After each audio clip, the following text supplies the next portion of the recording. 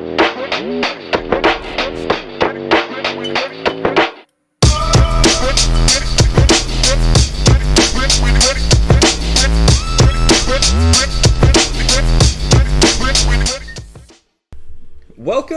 to another edition of Whatchu Spinnin. This is episode 39. One episode away from our next spectacular extravaganza episode, which will be Tribe Called Quest. We'll introduce our picks for that at the end of this episode as per usual. And also, as per usual, I'm Dorian, as always, joined by Jake, looking mighty fine in the gray zip-up today.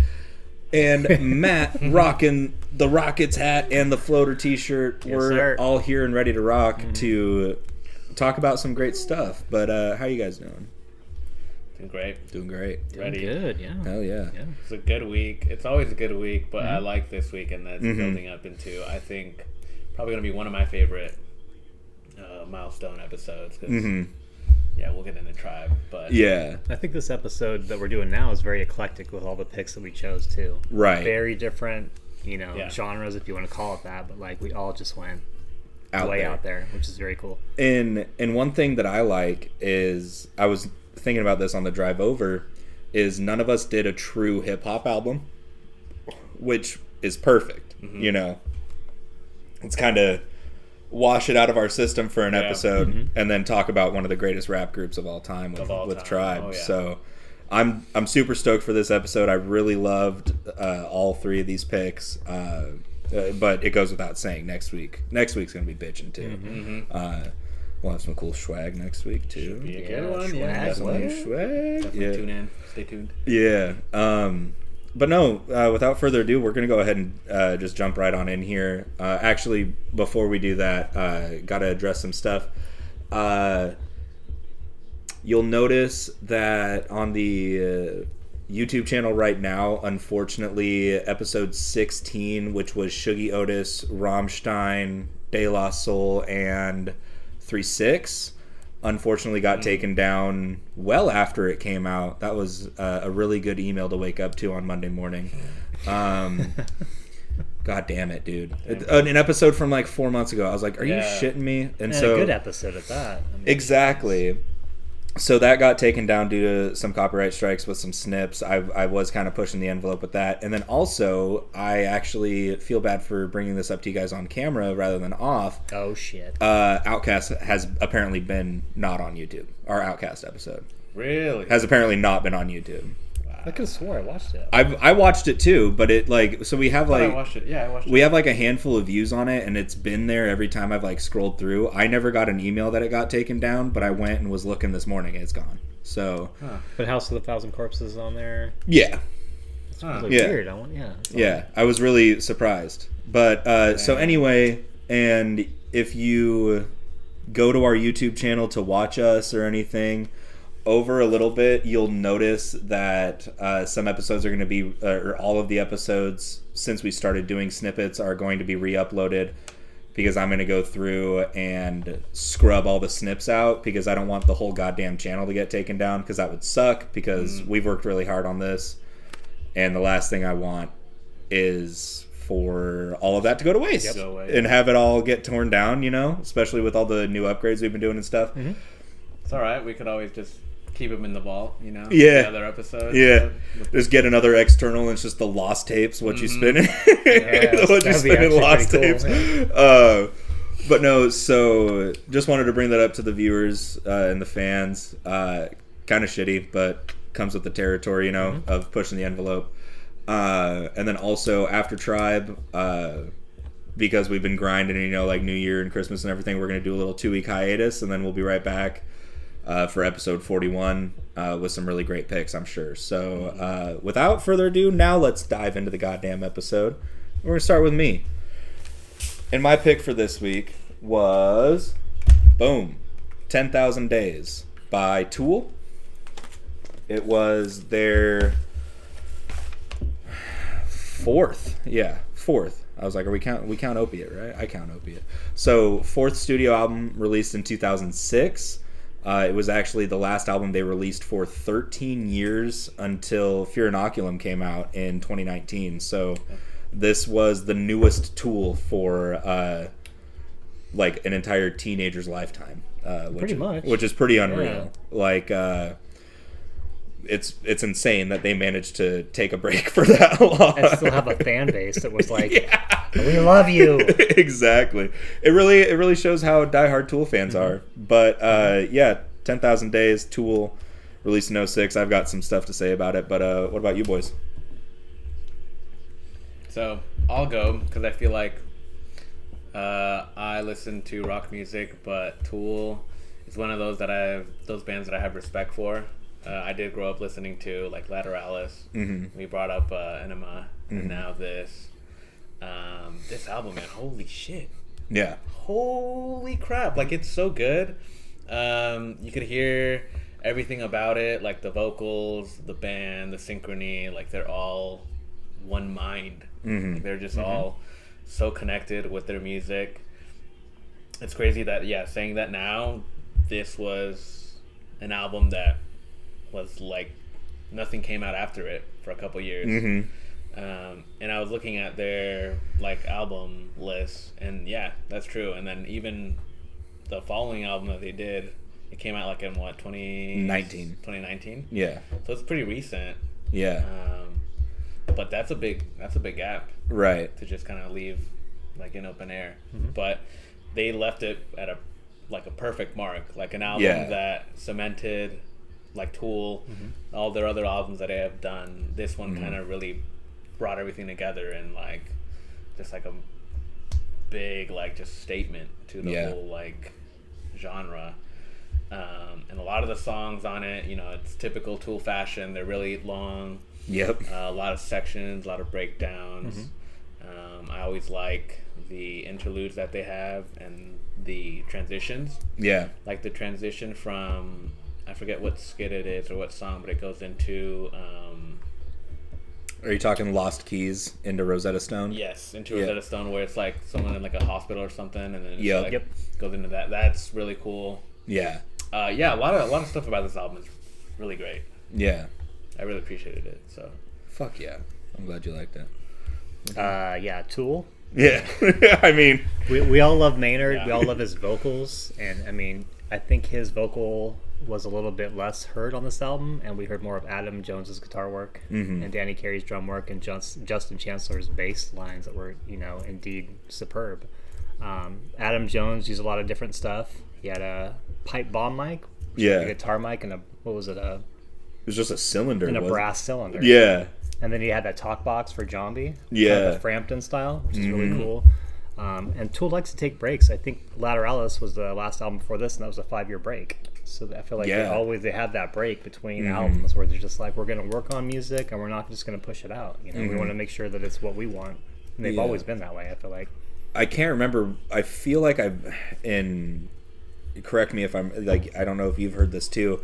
I felt like they toured so aggressively for Lateralis, and I think that some of the tracks off of this were like written in that touring process. They were, and they toured with Phantanimous, Mike Patton's band with Dave Lombardo. Right, and so a lot of this album was written during that time frame when they were touring so aggressively for Lateralis, which is a fantastic album. I know that we'll talk about it at some point as well. But it's insane to think about it from that standpoint, You're touring for an insane album, and you're writing your next insane album.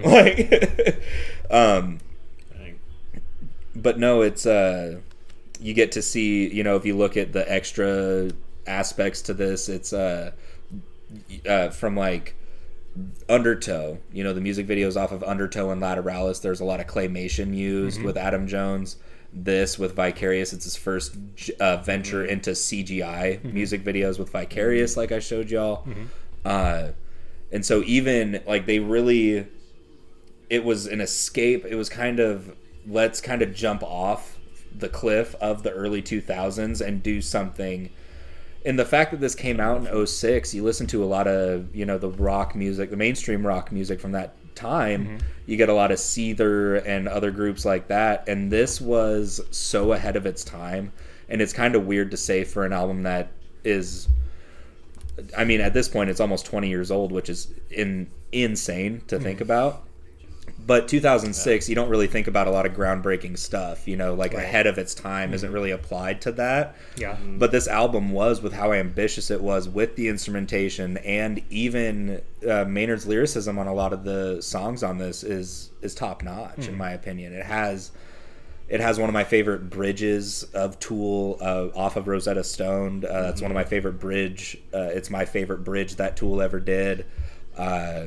It's short, you know. In retrospect, you know, it's 11 songs, and there is a lot of interludes, or, you know, songs like 10,000 Days and so Wings for Marie Part 1 and 2. Yeah, there's songs like that to where it's really slow, but when they're really kicking ass, they're kicking your goddamn face off. Yeah, like, the last like 3-4 minutes of 10,000 Days. Yeah. Ooh, dude, damn. when it builds up and it's hold the on. lyricism on that song is so good too. That's one of the things I remember about it. You're the only one who can hold your head up high, shake your fist at the gate, saying, "I've come home now. Fetch me the Spirit, the Son, and the Father. Tell them their pillar of faith has ascended. It's my time now, my time now. Give me my wings." That right there, like exactly like you said, 10,000 Days. It has. I feel like a lot of people, if they weren't Tool fans, they probably didn't listen to this album cover to cover. But the guys that did try probably skipped over that song because of the slow intro. I did. Oh At no! first I did, Yeah, I did. But then it's like you listen to the whole song and it's got this hidden just badassness in it. It does. And because part 1 is really slow, and then you're like part 2, it's also slow, and then it just punches you right in the face. yeah, It goes in super hard, and then Vicarious for an intro. dude. Whew. Damn, dude, it's like it was one of those, like, when you're listening to something and then, you know, like something about it just kind of hits your ear, right? And you have that like stank face. You're like, Yeah. you know, like that was how I was feeling. Mm-hmm. Same thing on the second song. Zombie. Yeah. Oh my god, man. Damn the my guitar work. eyes. Yeah, the guitar work on that. The And then guitar Danny on Carey that. brought his own like unique instrumentation onto this album by creating a mandala with another person and incorporating that into the drums. And I guess it's just basically it's like a drum pad, Yeah. but you can do so many different things with That the Numa video, the thing when it in the beginning. yeah, and in the middle part where it kind of goes back to that little thing that's got the mandala on it. That's what he created. That's what that is. It's literally so it's a drum pad that just has different zones with sensors in it, and wherever he hits, it creates a different percussive sound. So it's like a beat pad on steroids, because it's not buttons, it's just one drum head and it's just wired a certain way. It's unreal. That is crazy. But yeah, to bring that to something that you know for reference, the Numa video. And then the album cover, I know they had worked with Alex Gray on Lateralis a little bit, but Alex Gray had a lot of interpretation from ayahuasca and DMT experiences to come up with that looks visual. very psychedelic. He said he saw a lot of godheads on one vision he had, and that kind of helped him inspire this album cover. Yeah. Tool always has insane album covers. Right. Well, and you shared, you did an Instagram post this week about Lateralis, and that's always been one of my favorite album covers, is the cross section of the dude. And then you have the release of Lateralis that I used to own before I sold it, of where the picture discs are the organs slowly getting taken out. Dude. Yes. They go so hard with that, dude. With their album releases, it's so unreal. That's one of the more memorable vinyls I own. Yeah. Because of that. I took it out so that way it wouldn't get fucked up. But this surprisingly was opened when I bought it from Moonrock, and it still had the poster in it. Oh, and okay. it's like huge, like a square of the cover, and then on the back it's kind of this. It's like this is what the other side of it is. Really cool. It's like red with all the faces. That's and stuff. really cool.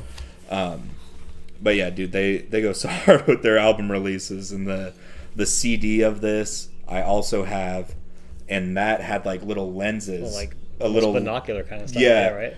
It was literally like flapped on the front, and then you opened it, and then there was a little flip book, and you looked through these lenses, and you could look at the picture normally, but then you looked through the lenses at it, and it would change, and it would be like super trippy. That's cool, dude. It was sick. It's so dope. They also had some guest appearances, just one by artist called Lustmord. Yeah, who is more like a dark ambient Brian Eno, basically. Yes. He just creates some weird, like, I'm in a cave and I'm going to create some evil music. Like, yeah. I've had a couple of his albums. On what song was that on?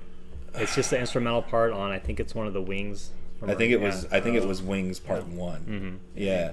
And Lustmord actually did work with Pussifer, didn't he? Yep. Yeah. Mm-hmm. He ended up doing I think he was on the remix album for V is for Vagina. Yep, he was. Yeah. He was, yep. Yeah, he did a couple remixes on that album. Mm-hmm. So him and Maynard are tight. Mm-hmm. I was like, oh, I almost forgot about that. I'm glad you brought that up, dude. I remember finding him a long time ago, and it was just, I like the ambient style music, and his is very, like, dark and, like, almost not scary, but, like, if you're in the dark, it's a little scary. It's a little spooky. Yeah, it's a little horror movie type of vibe. Yeah. But man, goddamn. Another song I feel like everyone has probably heard if you've listened to Tool the Pot. Oh, dude. Like that got the most radio play, I feel like. Yeah. That opening bass line, and dude, Maynard just belting about the fucked up legal system. Mm-hmm. Give me that. Mm-hmm. Yeah. I'll take that any day of the week. His delivery throughout the whole song too. Oh yeah. Foot and mouth, it's so good. Foot and mouth and head up asshole. What you talking about? It's just so tight. It flows so well. He is really just really piloting that song, and he's really hitting the top of his vocal register on that too, and with that intro, like, who are you? I'm like, damn, man, you got some pipes, dude. Right. Yeah. When I was hearing it, because I was like, is this Maynard? Is this someone else? Yeah, because there are a little bit more. He uses a bit more of a vocal effect on this album than I think anything previous. Mm-hmm. Not that it's a takeaway, but he just elevates his vocal a little bit more. Right. He did, and that's a very good point you bring up, because there is a little bit more use of the vocal effect on this that wasn't really seen on Lateralis, but was kind of flirted with throughout Enema. So it's almost like they took a little breather from it after Enema, and then Maynard was like, let's do something wild, because this album, if you compare it and Lateralis, they're the same kind of, but this is, in my opinion, like so much more ambitious, and every album from them is like that. You and I have talked ad nauseum about Fear Inoculum being so much different than any of their other catalog. So I thought that was really cool too. I was like, oh man, because I went through and also did a Tool deep dive, and I was like, oh shit, there wasn't a lot of vocal effect other than like ticks and leeches on Lateralis, and then they kind of went back to it. Maybe Enema had that song itself had a little bit, but... And then Jimmy and Third Eye, I think, had a little vocal effect. Third Eye for sure. God, I love that song. But real quick, I wanted to read these lyrics because we did talk about Rosetta Stone. The bridge part, just the lyric, because the whole song's about a dude who took too much acid, like was tripping hardcore, and it's amazing. You want to listen to the best song about really cool. You want to listen to the best song about tripping on acid? Listen to Rosetta Stone, because nothing else compares, in my opinion. But that bridge part where the song's like almost 12 minutes long, and 7.5 minutes in, they start doing this, or they've already been doing this instrument break, and then it starts to kind of build into this bridge where Maynard comes back and he's just yelling, and he says, overwhelmed as one would be, placed in my position, such a heavy burden now to be the one, meaning the chosen one, born to bear and read to all the details of our ending, to write it down for all the world to see, but I forgot my pen, shit the bed again, typical. And the typical is kind of like a self-deprecating humor aspect, which is one thing that I love about Tool, is they'll make these amazingly crafted songs from a musical standpoint, but there will also be this kind of funny little joke kind of thrown in there. Like if we're talking about deep Tool cuts, Maynard's Dick off of the Salival tape, great song from a musical standpoint, literally about Maynard's penis. The song's titled Maynard's Dick. Yeah. Oh my God, it's like a B-side off of, or even that track on Enema where the guy's talking about cigarettes and dying. That one guy, what is that out? What's that song called? Hooker with a Penis. No, that's a good one too. That's a great one. It's the guy where the guy's just rambling. Yeah, it's like I fucking kill you, or like. Oh, it's one of those interlude tracks. Yeah, oh man, right? He's like dying of cancer and he just hates the world. Yeah, damn it. I forgot what that song's about. But yeah, interludes for Tool are just so different. Yeah, every album is a different set. Yeah, which is really fun. And this one was a lot of like droning kind of sounds. You know, it was very like this album for me. It's kind of a meditative kind of album. You know, it feels very like whoa. Like if you listen to it cover to cover, you get these hyped up points with, you know, Vicarious and Zombie starting it off, and then it's like, hey, chill out for like 2 songs. Here's another song, chill out. You know, it kind of, it's very meditative and feel very introspective almost. And kind of like we talked about with the Floater episode, when I did that writing project in 6th grade and talked about Stone by Floater, we did it again 2 years later. Shout out to small public schools not being able to get new curriculum because it's recycled, bitch. That's right. So we did this music review project in 6th grade. I did Floater, and then in 8th grade we did it again, and I did this album. So this is my second time getting to review 10,000 Days. Nice. And I did, dude. It was like the first 100% I've ever gotten on a massive project like that, because I did a whole biography about Tool, talked about this album, played the Vicarious music video on a projector, and then I like told enough about Tool and everything that I did Tool Jeopardy at the end of it. And I had like found this PowerPoint template that was like, hey, throw this in, and I had like a bunch of like Tool album covers and like inserts like behind all the Jeopardy buttons and shit. Dude, it was tight. That PowerPoint must have gone crazy. Dude, it was nuts. It was probably super laggy with the transitions with how much stuff you had in it. Dude, it was wild. That was in school? That's awesome. I was in 8th grade, man. That's really cool. That's fucking cool. Yeah, shout out Mackenzie Middle School. Tiny. I did something similar in 10th grade with the Danzig Mother video, the original Mother video, where he sacrifices a chicken over this chicken in a bikini, and I played that for the whole class, and the girls like left the class, and the teacher's like, what are you doing? I'm like, you told me I could do this. Yeah. Dude, so good. that's the original Danzig. It was so good. Jesus Christ. I was so happy to do that. That's savage. Right. They were kind of disturbed by the Vicarious video when he's got like the tadpoles coming out of his hands. They were like, what is this?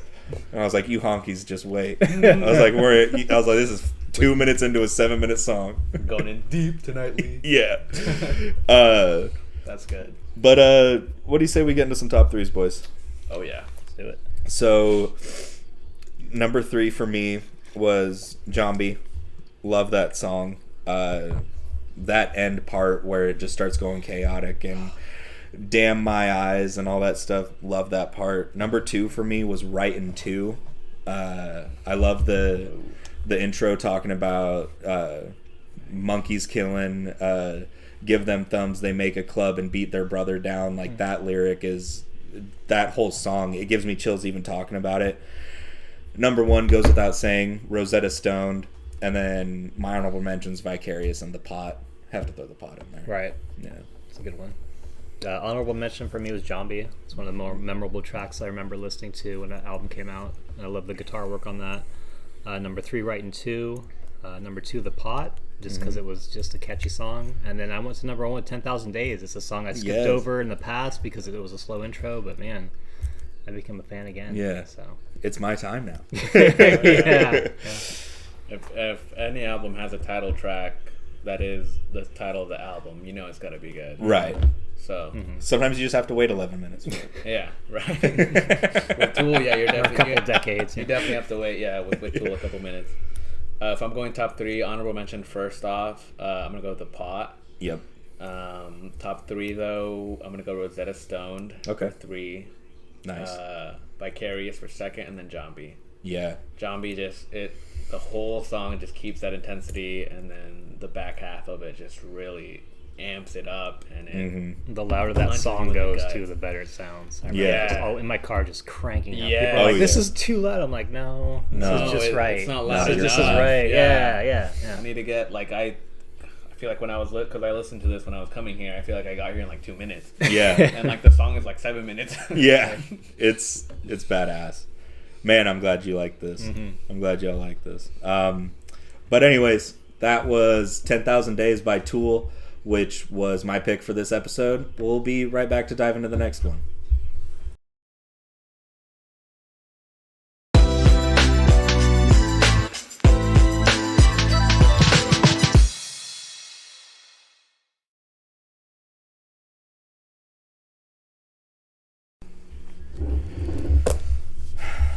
All right. We just wrapped up talking about 10,000 Days by Tool. 10 of the 1,000 Days, which was my pick for this week. We're going to go ahead and talk about Jake's. So what you got, man? I got some Melodiesinfonie, A Journey to You. I think that's how it's pronounced. I think so, too. Yeah. I'm pretty sure that's how it's pronounced. Yeah. But yeah, Melodiesinfonie, A Journey to You, it came out in 2019. I found out initially of this guy through, like at the time I was listening to a lot of mixes of like, I guess hip hop beats. Yeah. And on a compilation on YouTube when his songs came on, and I liked it. I was like, oh, who is this guy? So I looked into his catalog. He's been doing music for a long time. Very. He's got a very like broad discography of like songs where it's just him producing, other where he's like does collabs with someone. But yeah, this is one of my favorite albums of his. I have two other albums of his, so I'll definitely bring him up later down the road. But hell yeah. Really? I didn't. as far as this one goes, what do we think about it? I loved it, man. This was, it's a classic case of you see an artist's name and don't know anything. I didn't even know, I was so glad when you said his name on last week's episode, because I kept seeing it like online and I was like, how the hell do you even say that? I was like, that's not English. And like, Yeah, like I kept being like Melodiesinfonie or something, like it just Melodiesinfonie or like I don't know. And then you said it and I was like, God damn. But yeah, this was my full introduction to Melodiesinfonie, and God damn, dude, I was not it. And again, it's that classic thing, you don't know what an artist does, and so you're like, oh, with you kind of go off of the context clues of how you hear about them. And I was like, okay, it must be a rapper of some sort, kind of like I was, in my opinion, like when I was hearing of him, I was like, oh, it must be like some JPEG Mafia kind of thing, kind of like him, because I kind of kept hearing it in that context. It's not at all. I loved this. It was very just soothing and smooth. It's like a breath of fresh air within an album. And I walked up to you at corporate when you were the best thing ever, dude. When you were on lunch, and I was like, "Hey, bro, I've been listening to Melodiesinfonie," and the one thing I said was like, "That flute goes brazy, man," and you were like, "Yeah, it does." I was like, "Dude, that flute is going ape shit the whole time." It is there for sure. And man, like that was my favorite part of the whole album. I was like, man, just just going insane. I was like, damn, okay. So no, I loved it. I was very happy that I feel like this was a perfect introduction to his music. So I'm definitely down for you to bring him up again. Hell, I might even listen to him before you bring them up. You know what I mean? So, but no, I loved it. I thought this was tight. Do you have like albums before this one that he released? Or I have one before this. It has a funky name. It's But they're his solo projects? Yeah, he has. I have one of that one. I have his one that he did in 2020 called Fragments. That one's also super good. That one's got a very cool album cover. He always has very cool album covers. But I have a couple of his other stuff. Yeah, because like you brought up when you started talking, he's been doing this for a while. Yeah. He's from Switzerland. He's a Swiss producer. This is a third album. What I noticed right away was like a heavy jazz influence with like a world music vibe to it, and that just caught my ear because I feel like a lot of the songs weren't similar, but they had that same type of vibe, and we can create an album that incorporates all that into the song structure. It just makes for a fun listen, Yeah. I enjoyed it a lot. Yeah, it was fun. No, that was another thing to me too. I kind of said it at the beginning in the intro to the episode. We aren't doing this. That's why I said a strictly hip hop album, but this does kind of have some aspects of, like insert artist here type beat kind of thing. And But outside of that, you know, that's like a reach to consider it like hip hop beats or whatever, because it does have that heavy jazz influence in it, and very free form. You know, like I just mentioned, the flute's going bananas on it most of the time. The drum tracks on it are very out there for an instrumental like producer album. The drum tracks are very intricate. I noticed. You know, there's a lot of like. Yeah, I was blown away that this was just a producer. Honestly, yeah, it's kind of crazy because there's a lot of like live instrumentation too, like with the flute. There's some standing bass in there. You hear some piano in a couple of songs. Yeah. As a producer, I think he's getting like a feel of what he's doing. Yeah. And at this point for this album, you could tell that he's already kind of like as a full formed. So, producer. I know this is kind of a dumb question to ask because I don't know if you know. Does he? Because there's producing and like crap, like, you know, using an instrument plug-in and like keying it up to make that flute run or whatever, or finding a sample of it. I wonder if he's like taking these, like making these sounds raw, like taking those sound, like, you know, and just keyboarding it up, which is bananas. Unless this motherfucker is insane at the flute, I think that's what he's doing, which is also insane to think about.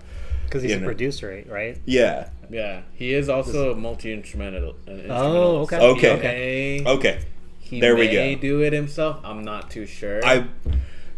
Some of those sounds that he's making, man, I think if he is a multi-instrumentalist, that makes the most sense. Because God forbid, if you were to be like, hey, recreate this flute sound with this crazy like run, I would just not make music. I'd be like, nah, I'm good. I don't know how to play the flute. So that's impressive. That is. Being a multi-instrumentalist like that and also being a producer is, I have a lot of respect for that kind of thing. So. Yeah, it's really unique, really neat. He does have a couple guest appearances on it, I guess. Those tracks are great. Oh, actually, it says it right here. I did not look at the backside. But it says flute on track 1, 2, 3, and 10 by Emin Otore. Yeah, that guy slaps. Emin Otore, whoever that guy is going bananas. Give him a Grammy. There's a couple vocalists that he has on here. He has Paul Markey on bass on track 10. That name rings a bell. He's got a trumpet on track 4. Yeah, he's got a lot of live instrumentation on it. Okay. One of my favorite songs that was really unique, I think it's Enjoy Your Life. Enjoy Your Life. No, it's Keep On Searching. Keep On Searching. Great song. There's like a female vocalist on it, and he like kind of uses that as like a sound. Like he uses her voice as like a build up and like a break on the song. It's fucking nuts. Yeah, it's really nuts. But yeah, from the opening track, Longo do Rio, insane opening track to an album. It's probably one of his most streamed songs. Probably one of the better tracks on that album. It's so good. Hell of an intro to the album, and especially, like I said, my intro to this, I was like, all right, cool, we're in it. Here we are. And then it kind of just it has that formula where it just everything just is seamless, flowing into each other, and really just creating an amazing sound altogether. And you get the strictly instrumental tracks, and then you get the ones with a vocalist, whether it's male or female, and they knock it out of the park. That song with Junes on it. What song is that? It's Words. Words. Yeah, Words is amazing. Love that song. That Junes feature really, and he really picked the perfect songs to have someone come on, because after listening I was like, oh, there's like some vocals on this, that's cool. And then listening to it, I was like, yeah, those were the best songs he could have had like an actual vocalist on, because the other ones work so well just from an instrument, just as an instrumental. And so that's really being in touch with your craft and what you're doing, and so again, I am in love with the fact that he's a multi-instrumentalist. Ever since he told me that, I'm like, yeah, it makes sense, because he knew. It was like, all this makes sense. I don't want a vocalist on it. He definitely, the songs that are instrumental, it's cool because when you think of instrumental and kind of in this genre that it's like, I guess, beat hip hop or like there's a word for lo-fi, it. Yeah, like almost. lo-fi kind of. You kind of just think of like a beat that's just like kind of repetitive. Yeah, that kind of sounds the same. Kind of like special herbs, you know, because those beats are kind of repetitive. They're kind of the same thing. It's this album. It's like that, but it's different. Yeah, it has it has a flute. It's got a standing bass. It's got sections where it breaks up. Yeah, it changes the pitch on it. It adds one more thing, a vocal. Like for an instrumental album, it's definitely one that I come back to all the time.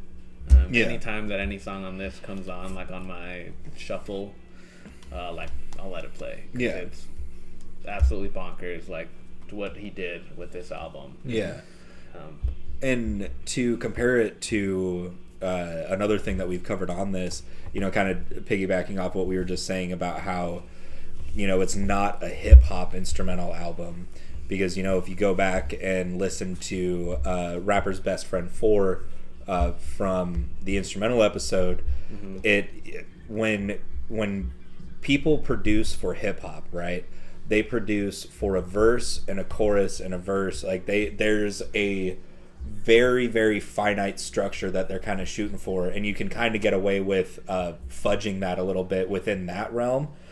But to have something like this where it is, you know, production drums being used and everything, to where you almost could see someone rapping on it, but when you listen to it as a whole, it's like, nah, this is just a great...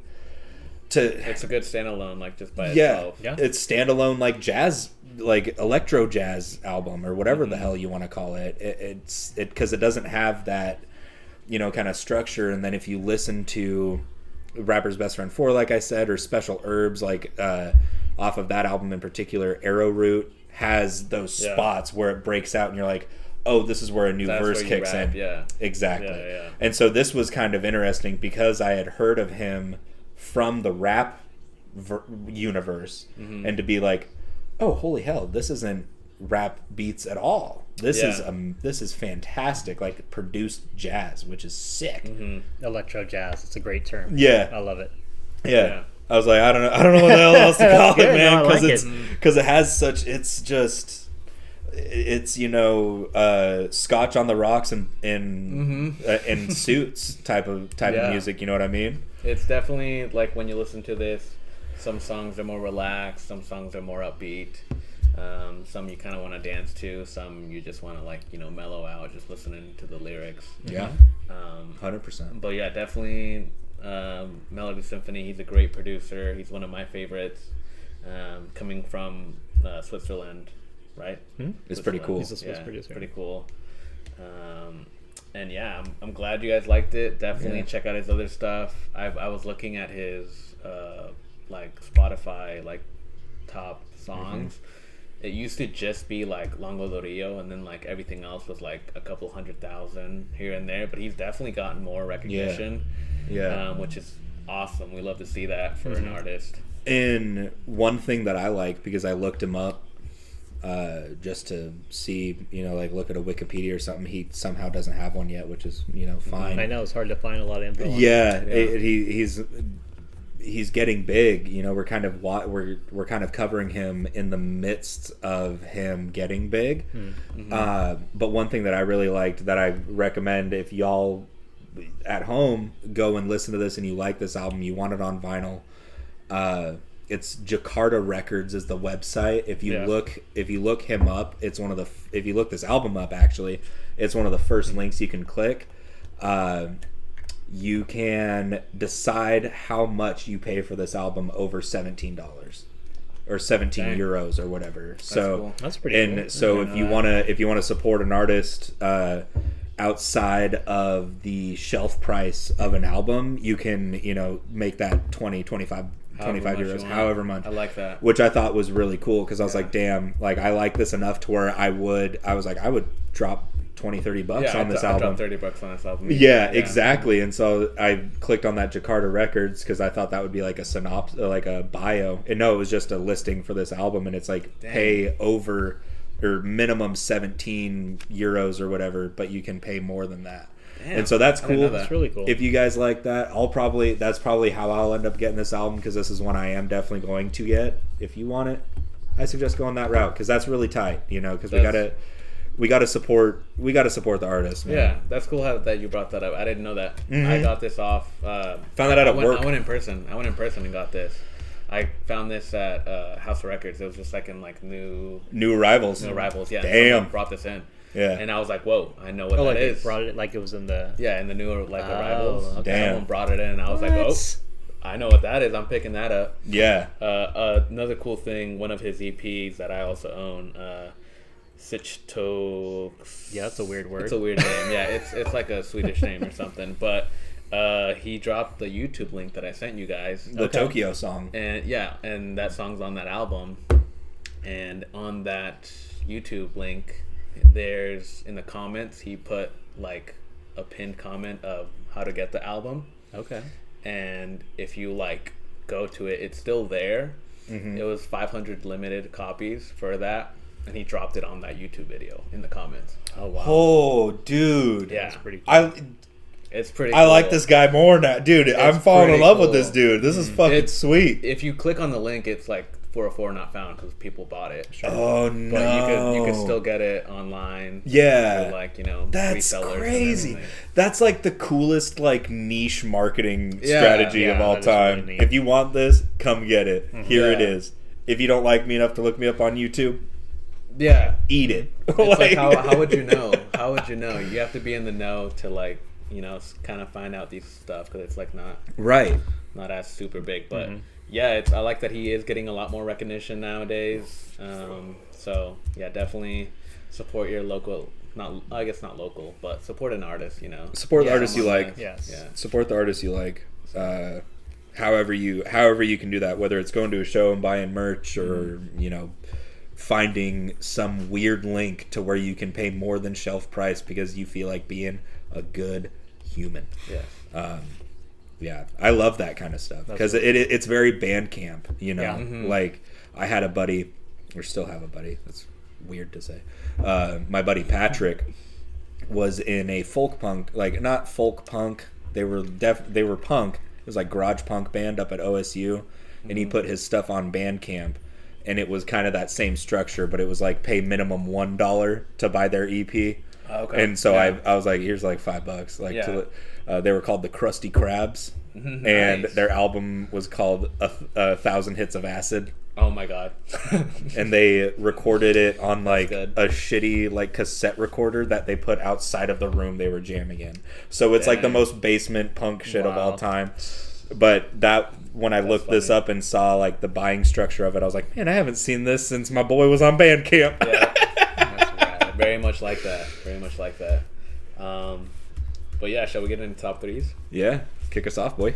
If I'm going top threes, let me look at the track list here. Top three, I'm gonna go number 3.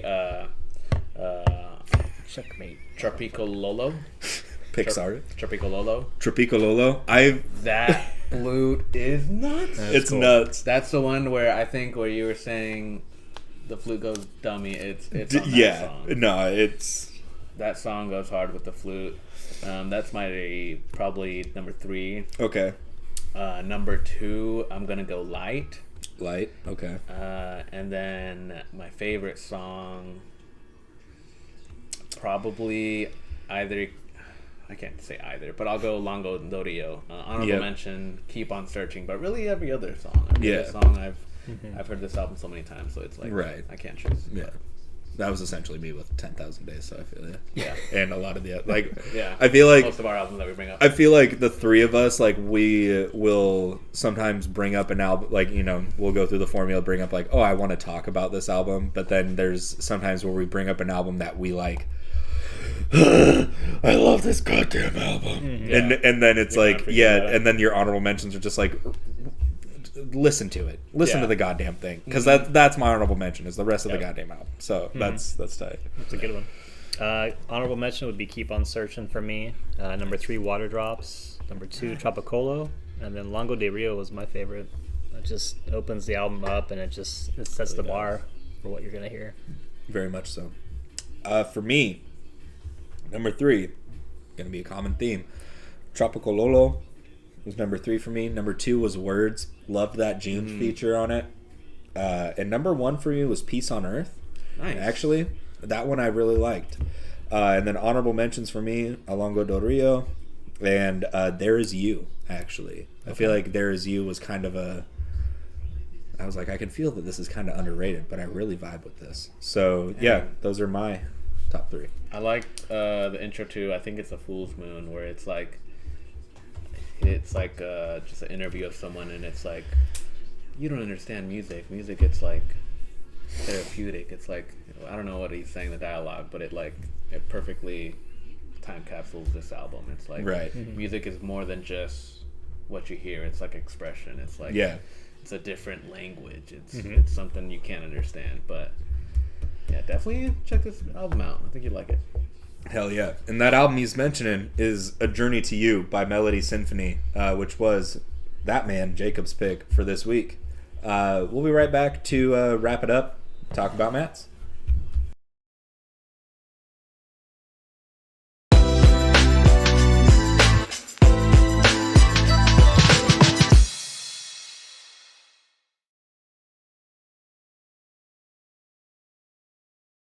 All right, let's wrap this baby up. But before we do that, let's talk about one last album, one that I'm super stoked to talk about. Outside of the musical content, they're local. So who are we talking about, Matt? We're talking about a band from Portland called Menomena. This is their debut self-produced album from 2003 called I Am the Fun Blame Monster. Amazing name for a band and an album. It is very cool. One of the band members created their own software to record this album. It's called Dealer. Really? Whoa. And so they used that to make this whole album, which is, I think, in 2003 is kind of ahead of its time. Very. There's a lot of programs out there to record with at that time, but to make your own, Yeah, what the fuck? it's pretty unique. Pretty unique. That's crazy. I stumbled across this from a friend that was playing 20 Call Revolt, and I'm like, oh, that's a cool trumpet, sample. This is a cool beat. And then after I heard the rest of the album, I was like, wow. And they're from Portland. I was like, even better. So a little unique. Yeah, the lyricism and the vocal are a little more not as... You don't hear that as much. You hear the instrumentation and the drums more. But when you do hear the lyricism, I think it stands out pretty well. What do you guys think? I was floored, honestly, with when we intro these albums, we can kind of try to pin a genre on it, and I liked that you almost didn't even try to, because it's hard. And I was honestly kind of like blown away with it because of how unique it was in a lot of different ways. I like that it's a 2-piece band that I found out. That was pretty cool. And even with a 2-piece band, like Jake, you remember we covered Black Keys back in the day. It's still very much guitar, bass, drums, vocals. Like that's what no matter what the size of your band is, that's the layer, like the foundation layer. Yeah. And these guys say screw all that, and it's like piano and heavy saxophone over awesome drum beats. I loved the drumming on this album for how unique it was, given the fact that it wasn't an orthodox band from that kind of viewpoint. And the lyricism on it, is not very prominent, but it's kind of like, what the hell are they talking about? And then the use of vocal effects, like on E is Stable. Love that little like the school intercom kind of sample, like vocal effect. I love this because, and especially after finding out it was a 2-piece band, I was like, God damn, dude. I was like, they really did something. They really managed to make something so unique that doesn't sound like anything else. And so I was amazed by this. Also, fuck trying to get this on Discogs. Jesus Christ. Oh, I tried doing House of Records. They're like, it's going to be a little expensive. I'm like, how much? I'm like, okay. Yeah, no, Discogs, like the lowest I saw was like $250. It's like selling it's like trying to buy an Alchemist record on Discogs. Dang. Dude, unreal. That's I was cool like, though that they like press their stuff. Yeah. That's really cool. I think when this album came out, they only had 500 copies pressed, and then somebody else reissued it back in 2007, I think. So it's out there, but man, to pay over probably hard to $250 for an album, I don't know about that. And what I like, what you were saying earlier about the lyricism and the vocalist, he's also the drummer. Yeah. To be able to drum and sing at the same time, playing guitar and singing at the same time is difficult. That's already hard as it is, But to drum and keep a beat and be able to, sing as well, it's a talent all in itself. Yeah. That's nuts. I honestly didn't know it was two-person band until you guys brought it up. I had no idea. It sounds like a lot more, but they hold up. You're about 5 hours after me finding that out. Yeah, I found out about like 8 a.m. this morning. I was like, holy no shit. idea. That's fucking nuts. But they're really good. And it's early too. 2003? Like that's early. Right. That's really like, it feels early for music, but music's been around forever. But them doing their own program, not knowing that too, like that's also nutty. Also that they're from Portland, like they're locally, like this is what's coming out the woodworks. Like, this is it's kind of crazy. But yeah, it was a great listen. Definitely really liked this album. A couple of songs were pretty funny. Not only the lyrics, but the titles also. Strongest Man in the World. I think of that song as the Bean song because the lyrics are just like, I am fused out of iron, or like I don't know if he's like iron deficiency, like you gotta eat more beans or something, like get something more in your diet. But yeah, a lot of the songs on this, some of them they're instrumental too, a lot of them really great instrumental tracks. Yeah, man, great listen and great find. Like there's another one of those, we always bring it up, never would have heard of these guys. Exactly. Yeah, I stumbled across it on accident from a friend. Curveball Matt. Yeah.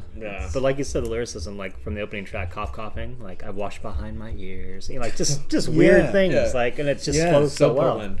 It is very, very, very Portland. Right. And to kind of tie in to their Portland roots, their first show they ever did was at like a high school or something, wasn't it? And the first song they ever that they played at that first show was a Flaming Lips cover. Flaming Lips was on an episode of Portlandia and are very fond of Portland. Like they love playing in Portland and all that stuff. Wow. So I was like, wow, that's actually pretty unique. That that's pretty interesting. Like how it all ties together. The show about Portland had Flaming Lips, and then Menomena. That was one of their first songs they covered was a Lips song. And I was like, damn, that's pretty tight. And it is.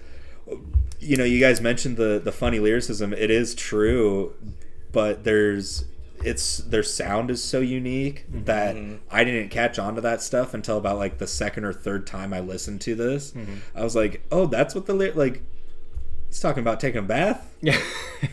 I thought this was about coffee. Kiss me, please. Yeah. I was like, what is this about? And then, but their sound, man, like that saxophone on 20 Cell Revolt or 20 Call Revolt is just that droning saxophone is so gnarly over that drum beat. Like, oh my god, dude, such nastiness that they were able to pull off on this. It's like, how the hell haven't I heard about this before? Because this kind of stuff is so unique, and it did come out in 2003, but I was like, dude, this would have been perfect for like the big indie wave that came out in like 2014. Remember when indie started popping up? I was like, dude, if this would have come out then, people would have gone bananas over it. Yeah. Some of the songs on it too, it sounds like a complete band, and it sounds really good. It sounds kind of like rock influenced. One song that caught me off guard, The Monkey's Back. That song, it's so like upbeat and fast paced. It kind of feels like a rock song. Yeah. And I like that about that. That it's like kind of different from the instrumental tracks that they had before this, like Oahu instrumental track. Such a great track. Such a good song. I love that song. Trigger Hiccups. Great song title by itself, dude. So good. A lot of these songs, man, super good. Nabali also another great. I think that's an instrumental, or there may be a little bit of singing, but not a lot. for being two people, I mean, they pull it off well. They pull it off really well, and I mean, I'd imagine that they'd have been playing before this, but for this being a debut, and it's still holding up, and it's still, like you guys mentioned, hard to find, and if it's that priced, like it says something. Right. It does. Their sound definitely changed after this album a little bit more, not poppy, but it wasn't this album, which is fine. That's what you do as you progress as an artist. But to come out with this as your debut, it's just a very unique time to do it. Yeah. Very much so. I mean, you said the name, and I was like, I have no clue what the hell that is. Yeah. Right. And then looked at the album cover, and I was like, it looks like something like one of their like baby cousins. Yeah, it looks like something I would draw on someone's notebook in class to mess with them. Yeah, here's a dragon, and then I was literally like, what is this? And I immediately, that was one of the, that's why I messaged. I was like, yo, I listened to the first song off that album. I'm already a fan. I had to listen to it because I was so confused as to what the hell was going on. I was like, the band name and then the artwork. I was like, what the heck? Yeah, well, it's a blame monster. I was like, it's just a blame monster. He's gonna blame you for leaving your socks in the laundry. You know how people say like you can't make a album cover out of anything. Yeah, you definitely can. You 100% can. With this album cover, you definitely can.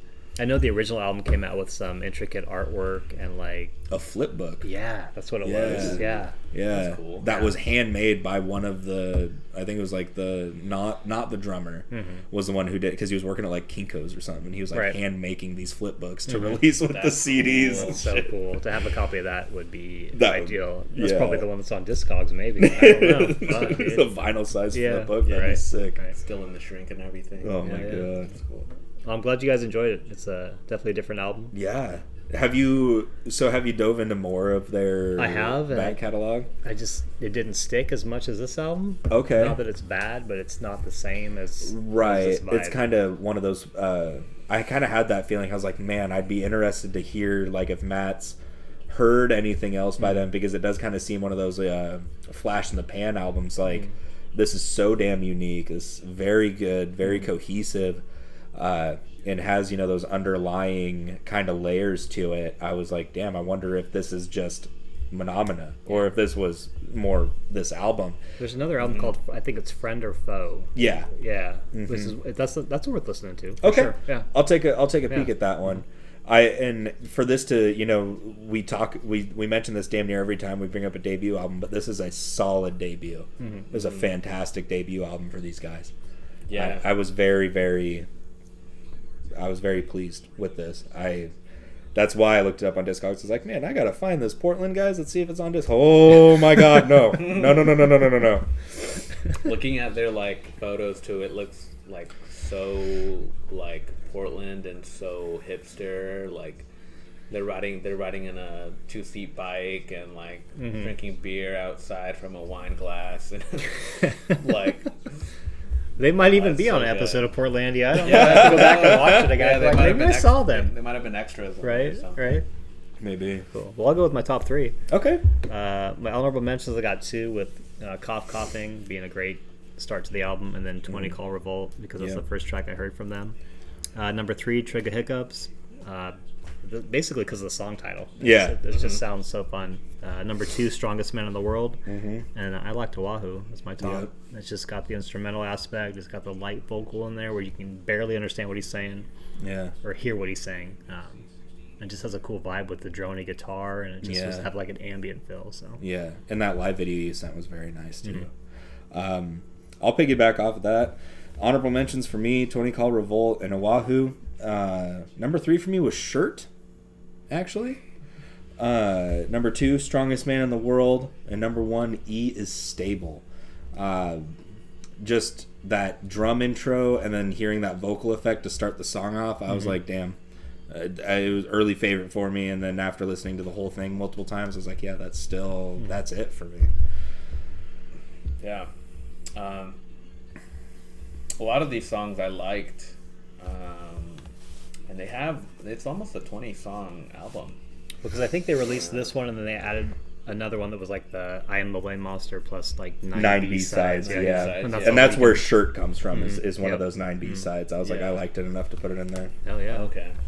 Yeah, because I have a lot like Posh, Isolation, Divad.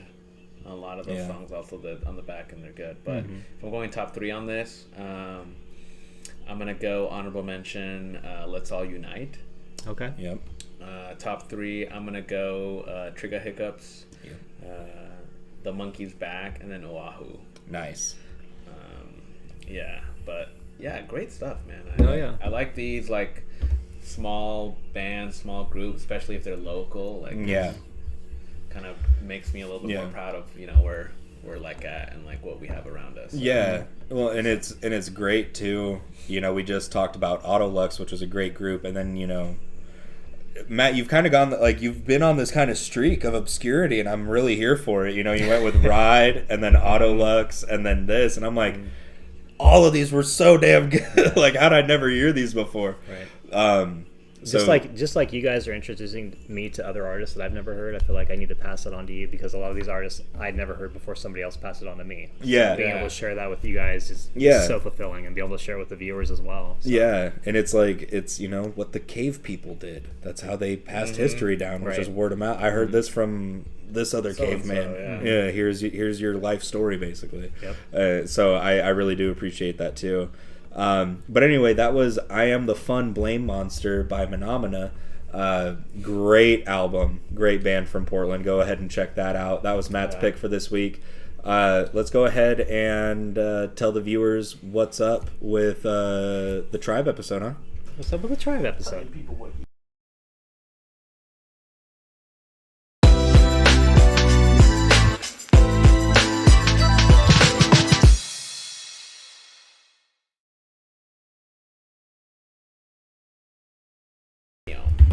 Well, as we kind of alluded to last episode and this episode, next week is episode 40, which means another special edition of Whatchu Spinnin. This one will be the A Tribe Called Quest edition of Whatchu Spinnin. We're going to go in order as per usual. Just because it's a special episode doesn't mean anything changes with the formula. So with that being said, I'm going first, and I'm going... Oh, get the glare out. The Low End Theory by A Tribe Called Quest, which was their second album, released in 91, I believe. Let's check that. That sounds about right. It does.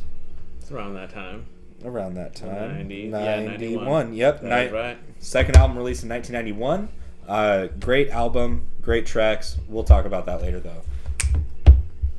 What you got? Mine, their debut album from Tribe. Make sure we get the clear out of there. You're good. But you see what it is. You know what it is. It's people's instinctive travels and the paths of rhythm. Yeah. Yeah. Bangers on that. Bangers, yeah. Bangers all throughout. I think their catalog is one of the best in hip-hop. Yeah. Very strong. Like, we're covering their first 3, and it's the strongest first 3 run I think you'll find in hip-hop. I think honestly, so. 100%. And even like we'll dive into this on the actual episode, but even the stuff after has stuff that's worth mentioning, which we will bring up. But what do you got, Matt? I'll go with the third album from 1993, Midnight Marauders. No glare on their one. Yep. All their album covers are so unique. This is not the exception at all. This has got something going on. Yeah. And I go back to your album. A lot of hip-hop artists go back to this as a great influence. So, I mean, all their albums are that. Yeah. Low End Theory, definitely. Yeah. And I mean, we were talking earlier this week, the three of us, and we were saying how we're surprised no one's brought up Wu-Tang yet, other than the closest we got was Liquid Swords with 1995. And then Jacob was like, that's probably like the most influential rap group, but Tribe is like where it's at, you know. Yeah. Like Wu-Tang's great, all those guys, you God, Ghostface Killah, and the Met, all those guys. But Tribe, dude, you can. I feel like A Tribe Called Quest, you can kind of see the influence more nowadays. It's like they really, like a lot of these artists really do go back to all 3 of these albums for really impactful influence because they changed the game. But enough about that for now. We'll catch you next time for Whatchu Spinnin, episode 40. That's Jake, that's Matt, and I'm Dorian. Y'all have a great week.